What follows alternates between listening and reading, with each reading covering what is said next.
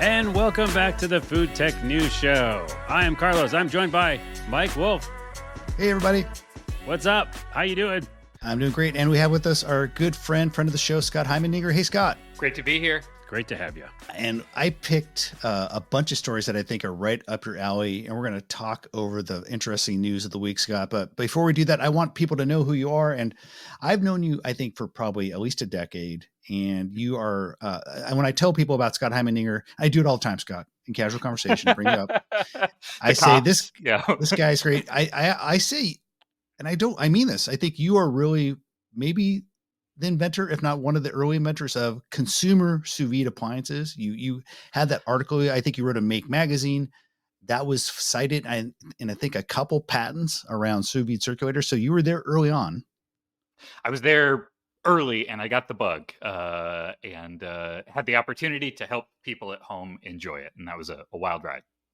And now you're working with robots. You have one in the background. Do we get an introduction to your robot behind you? Yes. Let's say you want to meet my robot? So it is currently holding a sharp 8-inch chef's knife. This is my lab assistant, Dr. J. Robot Choppenheimer. Choppenheimer. Hey, robot, awesome. Say hi. Whoa, it's alive. It's got a knife in its arm. So when the robots turn against us, I think I would suggest take the knife out of its hands. Yes. Because that's probably not a good thing. That's going to be step number one. My wife has warned me that I'm going to be in big trouble if it murders me. I have serious robot arm envy. Like, that is the coolest thing. I can't believe you have one. That's in your house, right? Like, you basically live in a lab, essentially. Yeah, we are in the second bedroom of our apartment, which I have been allowed to turn into the lab you see behind me here. You have a really nice wife, by the way. I don't know if I would be able to do that. Yeah, she is amazing. This is quite a privilege to have the 3D printers and drill press and belt grinder in the guest room. I'm just noticing a bunch of knives, though, by the way. Yeah. The knife collection. I'm working on something new in knives, and so the knife collection has grown, and that's what the robot over here is for. Can the robot arm do knife throwing? Is like the new thing you're working on, like a robot? No, these are all bad ideas. These are bad ideas.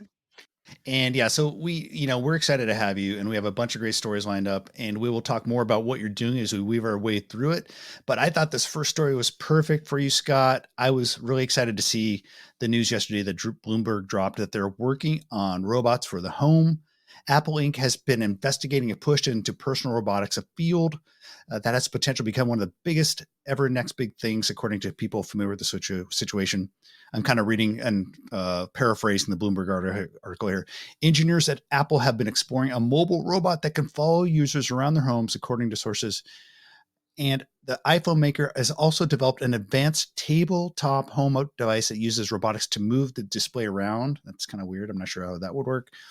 And this is kind of the clincher for us. The original concept for the robot was a device that could navigate entirely on its own without human intervention, like the car, and serve as a video conferencing tool. One of the pie in the sky ideas within Apple was having it handle chores like cleaning dishes in the sink and maybe throwing knives. Oh, no. Oh, no. So, I'm not surprised, quite honestly, that Apple is going into home robots. I think, on a 10-year time horizon, Scott, I see home robotics as being a fairly big thing. Obviously, Elon thinks that. There's the Fusion robot that we featured a couple weeks ago that's moving dishes around. So what do you think? Is this something you think Apple could really succeed at? I think they've got as good a chance as anyone, but I think robotics, just like self-driving cars, has been an area where we've continually overestimated how fast progress would come. And it's always been, the next new breakthrough is going to unlock things. But it is still really difficult to do for a robot to do easy stuff. Robots are really great in what we could call deterministic scenarios, where the robot knows exactly where it is and it knows exactly where it needs to go. I'm going to pick up a bolt from here and I'm going to pivot over here and I'm going to insert it into the slot that's always in the same place. But they're not very good, or they've historically struggled a lot in an environment that isn't totally locked down, that where there's some variability. And even something like folding clothes, which sounds like a relatively simple task, is really hard, even for robotics companies that have dedicated time and resources to just folding clothes. I watched a TED talk just a week ago from a person who's leading this at some university, and they had a robot and they programmed it to fold clothes, and it could fold like one shirt an hour, which is not great. Success. Yeah.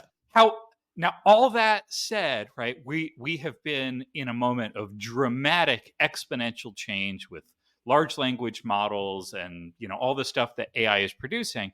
And a big part of what makes robotics difficult is understanding the world and communicating to the robot what you want it to do, right? Like pick up the red sock off the floor and put it in the hamper is an easy sentence to say, but there's a lot to unpack there for semantic meaning. So who knows, maybe these models will help a lot of that.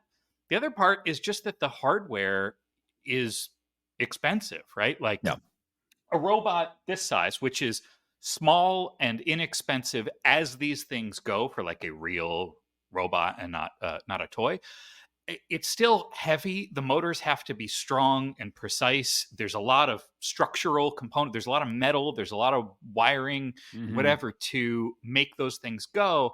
And, a company like Apple has been able to do dramatic engineering things. I'm wearing AirPods that 10 years ago would have been science fiction. So who knows? And I hope they do. But I would say this is an area where I'm not going to get my hopes up until, we see some real stuff. Yeah, I always think of like when you're talking about the automated process that is expected or deterministic, like making cars, like those robots that do what they do really well, and we use them all the time for that thing. But you said like the specific things, using hands, using very specific movements, and things that are like organic and randomized. Yeah, you don't know. Like the robot has to figure out what is going to be showing up. I found this, by the way. I don't know if that's one of the ones that's working on it, but I think that might take a while for that robot. They had a breakthrough in their clothes folding speed, the robotic clothes folding speed.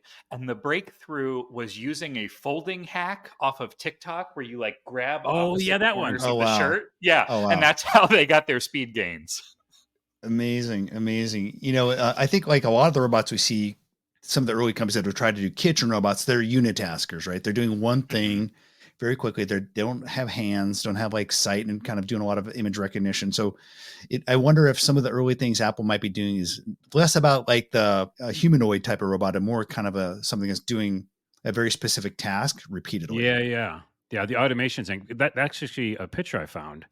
This is just some random, I don't know, B-roll of something, but that is again, something that it can just do, like the Roomba or something. Maybe they'll focus on something like that. Cause that again, it seems like should be at some point ubiquitous. Like we all just have this thing or these things or these, I'm sorry, I shouldn't call them things. These awesome helpers. I mean, yeah. Well, Amazon tried to acquire the company behind Roomba, I think about a year ago. And I think the government said, no, it's an antitrust issue, which makes me surprised.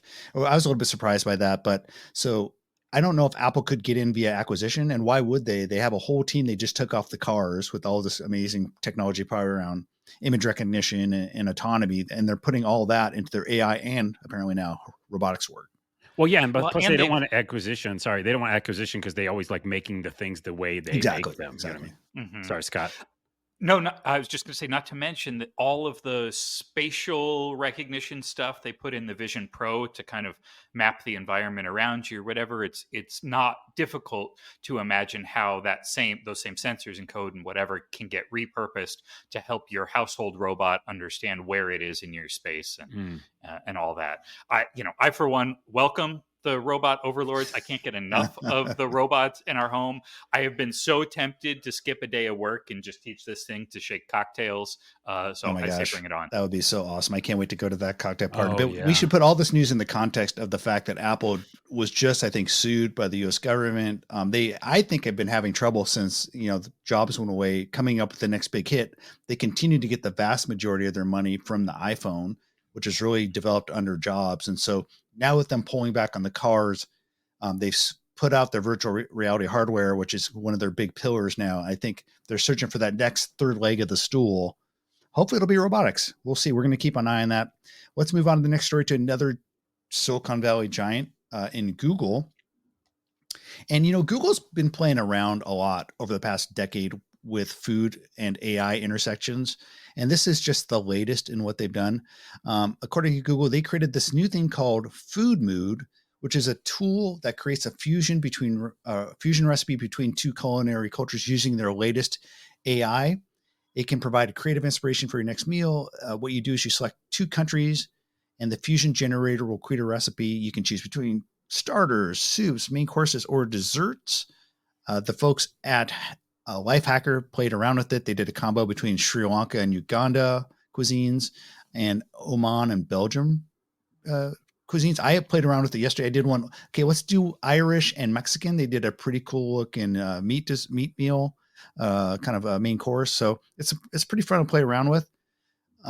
We've seen a lot of this kind of stuff over the past decade.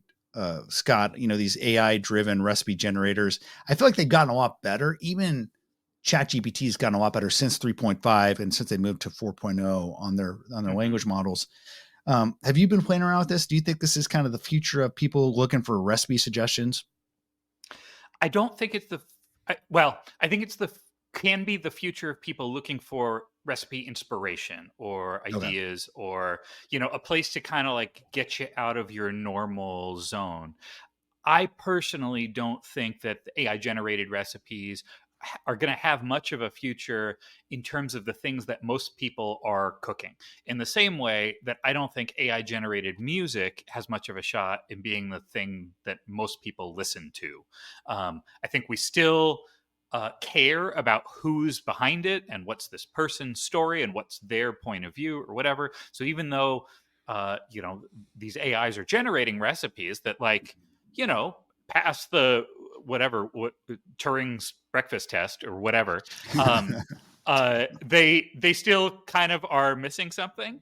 I played around with this tool a little bit. I gave it kind of like a decent starting point for Japanese and Cuban, and it came up with a Zen mojito that was like pretty good. Yeah. We had mango and mint and some other stuff. But then I thought, all right, immediately the next thing you do is try to trick these things up, right? To like push the boundaries. And so I thought, where might we come into conflict? So I chose Argentina and Indian. And of course it did a dish with ground beef in it, which might not be the best fusion choice for Indian cuisine. Yeah, interesting. Yeah. I do think though that these models raise a pretty interesting question for the future of food blogs and cookbooks, in terms of how easy it is to create content that at first glance is pretty indistinguishable from something that was human created.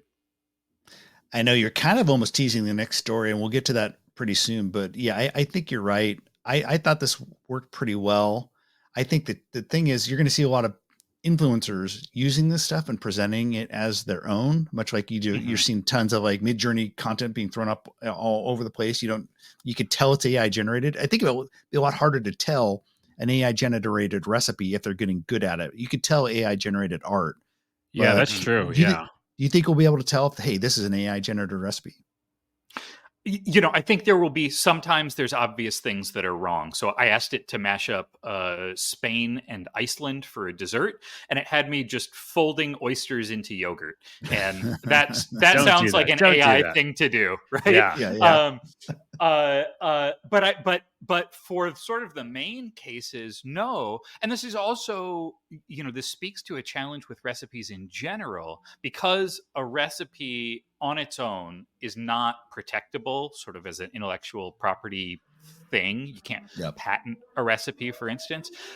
It's really hard to trace where a recipe came from. You go to somebody's cooking blog and they've got a recipe for brownies. Well, that didn't start from zero. They started with somebody else's and then made their tweaks, and that person and so on. Yeah. And to an extent, that's exactly what these AI models are doing, is going, hey, I'm going to go study all the brownie recipes in the universe, get a sense of what goes into one, and then make my own. I would not want to be a cookbook publisher staring down the barrel of the impact this is going to have on that industry. I think you're right about the whole idea of, when we see a finished, like either drink, that mojito sounds amazing, or like a dessert or, some sort of dish, we're just looking at the food and we're not going to be like, that was AI. If it looks great, Mhm. it looks great. And like you said, also, it's kind of not different from what we've been doing forever, which is taking recipes and tweaking it. So I think it's quite different when it comes to like, for now, AI video, AI art, because you go like, okay, and you can spot the difference. But this seems just like another tool. I'm very pro AI for a lot of things. Another tool for us to use to make great tasting stuff. But what I like about it. Scott if these databases are drawing off of the large language models actually have a better understanding of some humans or a lot of humans about unique flavor combinations? I think that's what IBM was trying to do with Watson, where they're saying, "Hey, we're creating these new recipes." Watson has this better understanding because this amazing AI of these combinations that go together. So maybe that's where it excels, doing these, and maybe that's what Google's doing with this fusion concept. Because you normally wouldn't think of these crazy fusions, but they're saying, "Hey, maybe there's some flavor notes here or some ingredients that actually are common would taste good together." Yeah, and there have been several efforts in the last 20 years to try to do this, to basically try to discover new continents of flavor. Some have done like what Watson did, and then what Google is doing here, which is a much more sophisticated version of the technology that was available at Watson's time. Others have done this through chemical analysis. They've said, hey, like here is the spectrograph profile of mint, and here is the chemical signature of chocolate, and they go together, and let's do this for a bunch of things and find what goes together and where there might be pockets that are unexplored of things that we could pair together. And I Yeah. think that's I think that's super interesting. But I also think that uh, I think there's a reason we have, or those unexplored pockets aren't totally accidental. Um, if we were talking about music, new melodies are being created every year by songwriters, right? But there are some classic things that have stuck around, and I think it's for a reason. Does that mean the best hook ever written is in the past? No, I don't think so. I think it may very well be in the future. But the sort of monkeys at mixing bowls approach, the monkeys at typewriters kind of thing, I'm not sure. I don't have high confidence that that's the way we're going to get there. All right. So this from a guy with a robot arm in the back. I'm kind of surprised, Nice. Scott. Oh, Like, hey, hey, hold on. Got to put up the banner. Where's the banner? all We right, love we the love our robots. robot. Oh, We love Yeah, just robots. mine. Sorry, guys. yeah, yeah. But to your point, Scott, about what this means for bloggers and content creators, that leads us to our next story because, quite honestly, this might have something to do with that. We at the Spoon wrote a story earlier this week that Whirlpool has essentially let their entire Yumly team go. You may remember Mm. Whirlpool acquired Yumly, I think, in 2017. As a lot of these big appliance brands are ramping up their content efforts, looking at things like uh, guided cooking and pairing, videos, cooking videos with technology. And so um, it's a new era now. That seemed like almost a lifetime ago. And so I also think this is maybe an indication of possibly where some of the other appliance companies are going. I've been hearing from other people in the industry that companies like Samsung are looking at AI generated content to replace some actual people.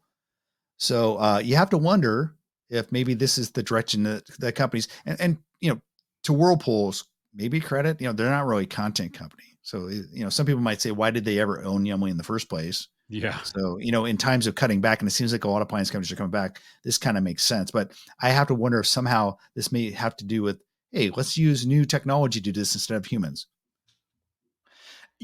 I think that's a big part of it. Whether or not that technology will actually provide value for the bottom line, or whether announcing that they're going to do an AI thing is something that Wall Street is going to react positively to, since everybody's looking to kind of tack that on these days. I will say, a lot of the almost all the big appliance companies chose at a point in time to bring in something that is a content wing, something that's meant to pair with their appliances. Whirlpool did it with Yumly. Electrolux bought Anova, which had these sort of content repositories for certain types of cooking. Breville bought Chef Steps to be a super high quality, content production arm. And I'm sure there are others that I don't know about.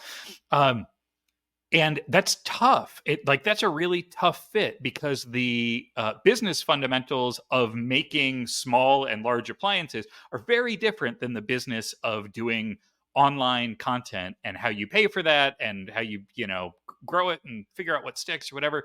It's an odd pairing that kind of like it makes sense in maybe a zero interest rate environment a little bit, like, oh yeah, naturally Yeah. people want to Yeah. know what to cook in our toaster oven. But when you actually have to start scrutinizing the P&L, it probably doesn't work out super well in most cases.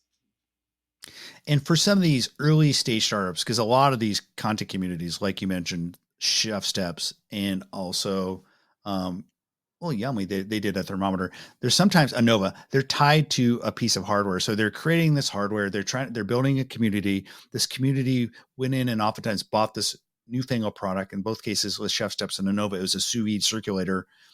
Mhm. When you go into a bigger appliance brand, does content sell refrigerators? Does content sell refrigerators? Does it sell dishwashers? That's not as easy a jump to make. No, it's not. And especially in the shifts that have happened in the last 10 years, but in particular the last 3 or 4 years, that have made it so much more difficult to track attribution to where your sales are coming from. So now you can't. You basically can no longer connect the dots between the omelet recipe we posted and the skillet we're selling, and to Hmm. understand how one is lifting the other. That part is broken now. So it would not surprise me if we see a move that disconnects the content company from being owned by the device makers or device manufacturers, um, and that the way they work together is a little more lightweight and a little more opportunistic. To go, hey, can we sponsor some recipes in your library that use our thermometer? Right, right, Or right. Instead of having to own the whole thing, I'm of two minds of it because we have been to so many different kitchen tech shows and put a bunch of them on. Special kitchen summit coming up soon, but like I feel like every time we see a product and then the software next to it, if it makes sense, it seems like a value add and like, wow, that's really cool. Like I don't have to go anywhere else. It's all within Mhm. the appliance probably, right? The software's there and I can also go to it on my phone. But when it doesn't make sense, it does seem like at odds with each other. Like, well, you're trying to like just add something just to add it. So I think it's really Mhm. case by case basis.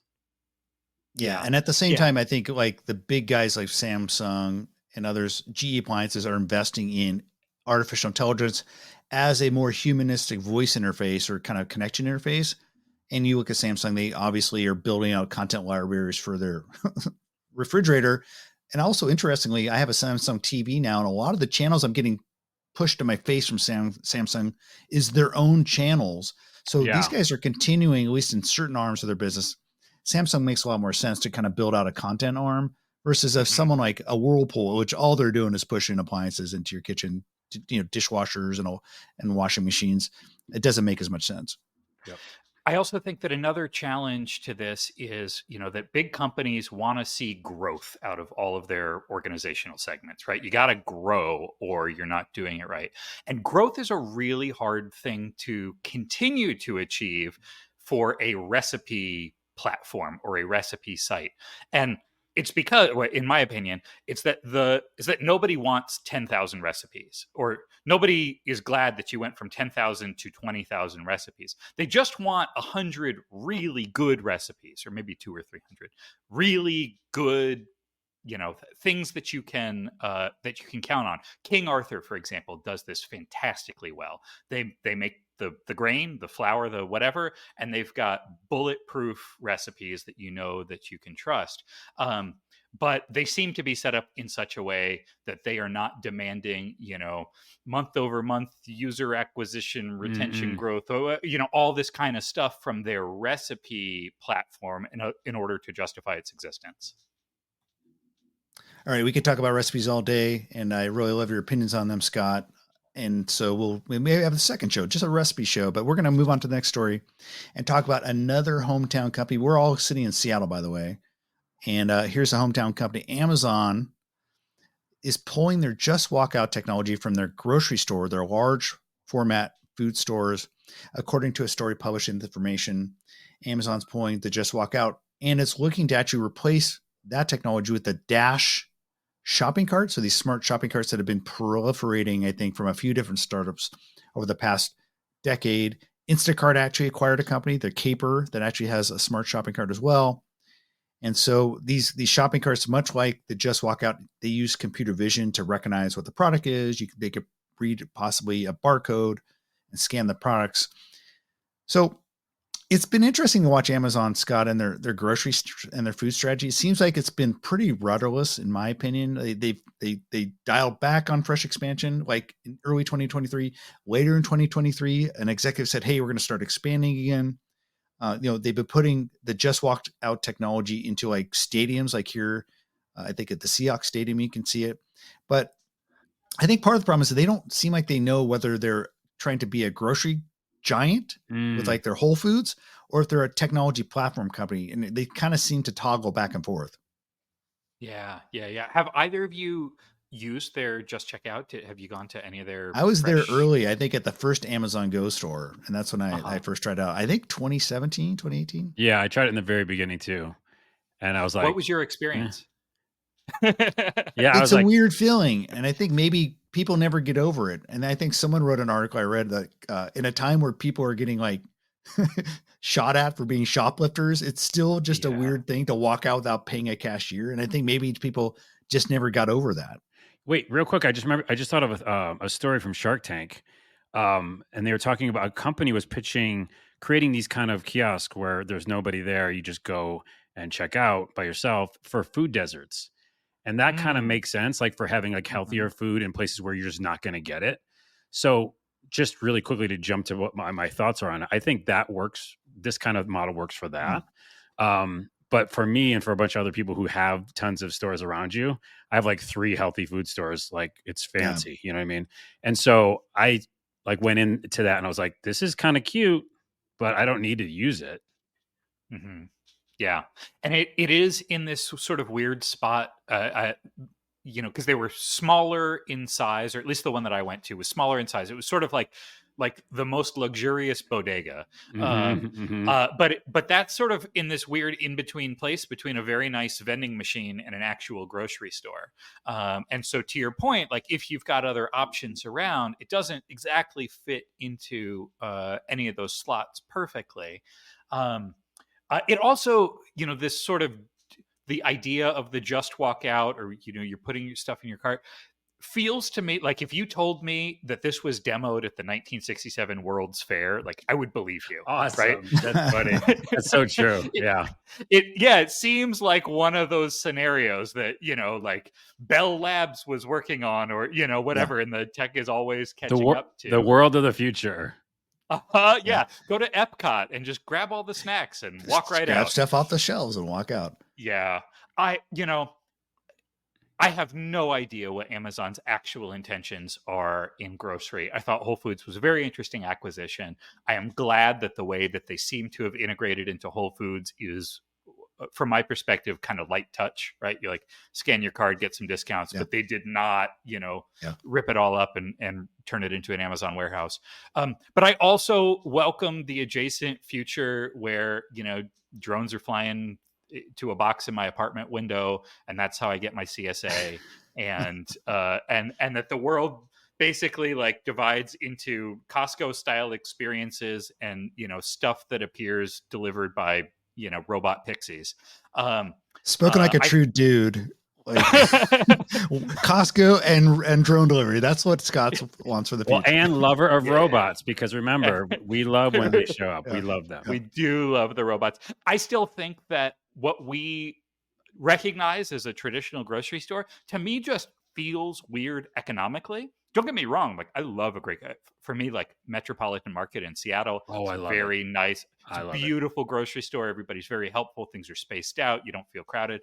But also their model is grab giant footprints in some of the most expensive real estate in cities, move all of the food from 1,000 different places to this place, put it on display, let it rot, while looking beautiful, you throw out a whole bunch of it and then have an experience that's set up that requires so much labor to power the thing. So it's a lot of extra transport. It's this funny showroom for apples and oranges and things like that. Yeah. And we're all used to it. And Yeah. it's, Yeah. don't get me wrong, like it's enjoyable. But if that hadn't existed and you introduced it today, it would seem weird and like, economically infeasible. Well, when you talk about the economics of it and like the footprint and like, people are making cookies, fresh made cookies, and how the staffing and all that stuff, it is crazy. We can go one of two ways in the future. We can either just keep that around or that'll just go away and it will just be robot automated delivery systems, gruel, Soylent Green. No.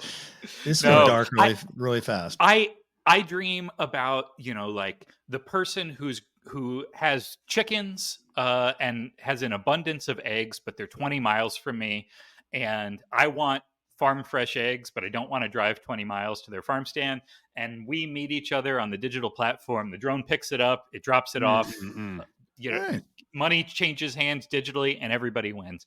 That I like that version of the future. Maybe that's a little too optimistic. And certainly, drones buzzing around the Seattle skyline. What could go wrong?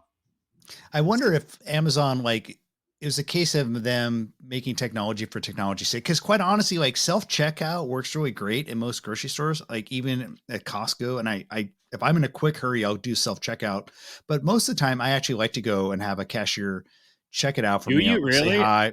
Yeah, I don't mind. I like the fact that I'm keeping. I don't know if I'm keeping this person employed, but I like humans being my check cashier. Interesting. By the way, we never talked about that in the show. Not to cut you out, but like I only use self checkout. So you go to but I think the modern grocery format should have an array of options, and I don't know if like you need something beyond self checkout. I think that could be the quick option. The white glove option could be the cashier. I don't think you need someone to be able to just grab their stuff and run out like that. No, how many people are in that big a hurry? Yeah. I would like self-checkout more if it didn't feel like they slowed down the self-checkout scanners to like civilian speed, right? Like the actual checkout person is like boop, boop, boop, boop, boop, stuff flying right across. But self-checkout, it's like putting in a USB, like, oh, I've got to try this side. That's true. Like maybe they can make self-checkout smarter with some of this just walk out technology. I feel like that's the direction it should go. And by the way, with self-checkout, you're always trying to like, oh, I have a banana. I'm looking up bananas. You're always doing that. By the way, Scott, when you're buying alcohol, you're probably always getting carded because you look like you're 12 or maybe you're 20. Maybe that's just slowing you down. I don't know. I'm fast at it though, just so you know, because I do it every single like day or every other day. And I just use it. And I know the numbers. I know the codes. I know Danish one. Codes? Yeah, well, not the PL you could, but you're right. It's tricky. It can be cumbersome, but if you get used to it, it's fast. And I think going back to that picture, like that is interesting. This kind of concept of the in between stuff, that maybe is they're going to see it. That's the in between thing. I mean, I don't know if they haven't been deployed widely enough to see if consumers love these ideas of like the smart shopping cart, but that's going to be interesting to see how these do because Instacart's betting on them. Now Amazon's betting on them. There's a few other startups and I just don't know how they're doing out there. So we'll see. Also with, food costs having risen so much so quickly, the nice feature of the cart you showed is being able to see that tally in real time to know how you're doing against your shopping budget as you go. That might turn out to be the killer feature in sort of the current climate of expensive groceries. Yeah, that's true. I just show up and I go, oh, I guess it's $74, when I'm finished. Yeah. It's all that avocado toast. All right, let's move on to the final story of the day. And this one is about a restaurant operator based out of San Diego, Andrew Simmons, whose posts on LinkedIn have become must-read stories, I think, for anyone who's in the pizza business, because he's just been doing fascinating things, essentially creating a real-life in-action lab for experimenting with automation and reinventing your tech stack as an operator. And what's so interesting to me, Scott, is like he is not a big startup that's gotten venture funding to bring in a bunch of robots or invent their own robot, kind of like, what was that startup that did a van and its own robot? And so he basically is just taking whatever available robotics products and technology products are out there and implementing them and then optimizing his production flow. And so he had this really cool post this week on LinkedIn where he detailed in 2024 what it costs him to make a pizza, and he allocated the cost of, oh, here's the pizza bot from Middleby, here is the pizza press from other company, here's the saucer, here's the thing that's making the pizza dough, and he ended up saying all that costs translated to about $1.91 per pizza. Now that doesn't include like the couple of humans that are there, but if he's pumping out hundreds of pizzas a night, it's pretty interesting to see, to watch him do. And I thought that was a really interesting video. Have you been following him at all and watching some of his videos? No, I wasn't aware until you shared this, and I watched his video, and it's great. I think anybody who is interested in pizza or in robots or automation, it's totally worth checking out and getting this sort of behind the scenes look at how he's doing these things. And I think the world needs more of all of this in terms of both robots and setups that aren't this sort of giant factory scale or aren't this money is no object scale thing, but also people kind of sharing how they're going through it or how they're piecing this stuff together. Do you guys ever fall down the YouTube rabbit holes of like how it's made kind of stuff, like factory footage or the like Korean bakery footage where it's just 45 minutes of somebody cracking eggs into a bowl or I that? haven't, but now No? I'm intrigued. Yeah. Oh yeah, it's great. It's like part ASMR, part Mm. great for an altered state of mind viewing. There are these long, boring videos that just show how stuff gets made in these. Sometimes they're giant factories, and it's all this huge automation. But most of the time, it's a very medium-sized thing. They've got a big stand mixer, and they've got some rolling racks, and you get to see what has been invested in, Mm. for special purpose tools and automation, what's still being done by human hands and the efficiency. And I'm not in any of that business. I'm not making, whatever souffle, pancake desserts or pizzas or any of that. But it's very inspiring to get a peek at the type of equipment and tools and stuff that are Hmm. Yeah. out there and how other people are putting this together. So I think that's absolutely wonderful. And just like my view of the kind of the AI revolution is that we're going through this big inflation period now where we've got these gigantic models that only Google and Yeah. OpenAI and a few other places can afford to make and run, but that the real future is a bunch of small models, right? So a model that's just about cocktail recipes or a model that's just, whatever. And I think the same is true for some of this equipment automation. It doesn't make sense to have the same robot that can assemble a car be the robot to make a pizza. What he's showing in this video are, these are special purpose nozzles and Yeah. dispensers specifically for shredded cheese, specifically for pepperoni. Yeah. They're not versatile. You can't use that if you decide to become a cupcake factory, but they're fast I and thought about probably becoming not a that cupcake expensive. factory, by the way. Yeah, that's our second job. That's going to be our Yeah. second. Yeah. It's so Yeah. interesting you mentioned small language models. I wrote a piece on that, and there's a couple of startups that are basically doing that. And I think what they're doing is, hey, we want to create small language models around things like personalized nutrition or cooking, and then you plug those in or pair those with a large language model that has the knowledge of the world but doesn't have that deep, specific vertical information. And so that's kind of where the magic combination comes from. Yeah. Yeah. I And let me love that. show that video real quick. We can show some of it. Oh wow! Yeah, the And so this magic is of it. technology. So what's interesting? So yeah, just watch. He's got the dough, prices it out. And again, it's like, following it step by step, like you're saying, all these different processes. I love this. The dough ball prep. He's got something for everything. He's got the presser. He weighs them. This is great for our podcast audience, by the way. The audio Yeah, podcast, we're watching yeah, we're yeah. watching video. We'll send edit you a this out. link Look at this. maybe. Pressing, processing pie. 4 cents per pie. Boom. Yeah. We need And the here's like the automated. golf And what's duration. interesting here is, unlike, when he started his restaurant in San Mateo, or not San Mateo, but down by San Diego, he was using the picnic pizza robot. With Mhm. this one, he started to play with the Middleby pizza bot, which he says is more expensive, but it actually takes care of more steps. Look at that. Just spins it, sauces it, adds pepperoni. Pretty cool. And I think the more this type of thing gets peeled back, revealed to, broad and general audiences, the more people will become inspired to like find a hole in the market, find a problem and, start a company or make a product SKU to try to tackle that thing. Um, I haven't been to the National Restaurant Association show in a couple of years, but they've got, all this stuff for restaurant and bakery and cafe operators to run their business. And it's very cool to walk in and see, a spiral mixer that you could drive a Volkswagen into.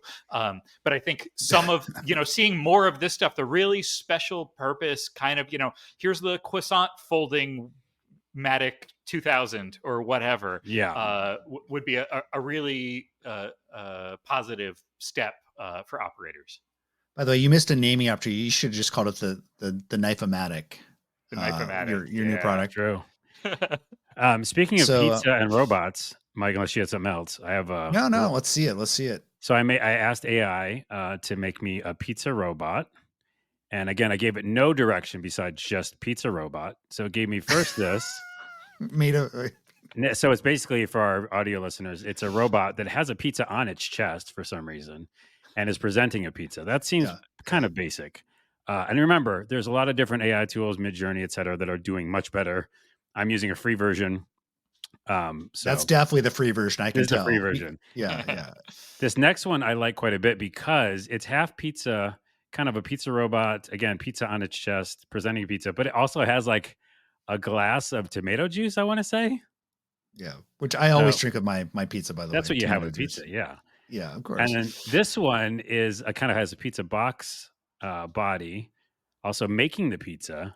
And again, for no reason at all, has a pizza on its head, which is just a bad idea. A personal sized pizza on its head. Personal pizza, yeah. So there are this one also has it's got sort of the Cylon eye visor thing. If it just stood up and looked straight at you, it would be intimidating. It's kind of like that. Wasn't that Battlestar Galactica? Battlestar Galactica, yeah. But as we poke fun at this we're aging robot, ourselves, by the way. We're going to poke fun at this robot. We're also going to say, we love you, robots, and we're sorry that we're making fun of you. Okay. We love you, robots. You can well, Scott, you have one with a knife. What are you doing? Yeah, it is pretty cool. Scott, this has been a lot of fun. You are actually doing lots of things. One of them is actually you're going to be on stage tonight, which, by the way, when I saw you're going to be on stage tonight, I go, Scott's still doing our show and he's going to go be on a stage tonight. Like, this guy's doing everything. So tell us about what you're doing tonight. Tonight, I have the pleasure of being the host, foil, whatever, to Geraldine DeRuyter, who has actually done the work that will be on stage tonight. We'll be at Town Hall in Seattle this evening. Tickets are still available on the Seattle Town Hall website, and they're priced on a sliding scale. She has written an incredible memoir called If You Can't Take the Heat, Tales of Food, Feminism, and Fury. And if you don't recognize Geraldine by her name, you might be familiar with some of her articles that went viral, including her blog post, I made the pizza cinnamon rolls from Mario Batali's sexual assault apology letter, and her epic viral takedown of Bro's restaurant in Italy, where she was forced to suck foam out of a plaster mold of the chef's mouth. Good golly. She is hilarious. The book is incredible for anyone who loves food, feminism, or fury. And we're going to be on stage tonight at Town Hall Seattle. So I think I'm going to go. If my wife's listening, we're going to get tickets for this. And so I'm excited. I don't think I have anything planned. So that's amazing. Scott, I look forward to maybe seeing it. I will heckle you, by the way. Please do. If I'm in the audience. And but please join us again, because this has been a lot of fun. Awesome. It was my pleasure. Thanks for having me. Yeah, come back anytime, and we'll talk robots. And don't have knives in that robot arm next time. I'm afraid of that thing. Can do. All right, folks. We'll see you next Friday. Thanks, everyone. See ya. Bye. Bye.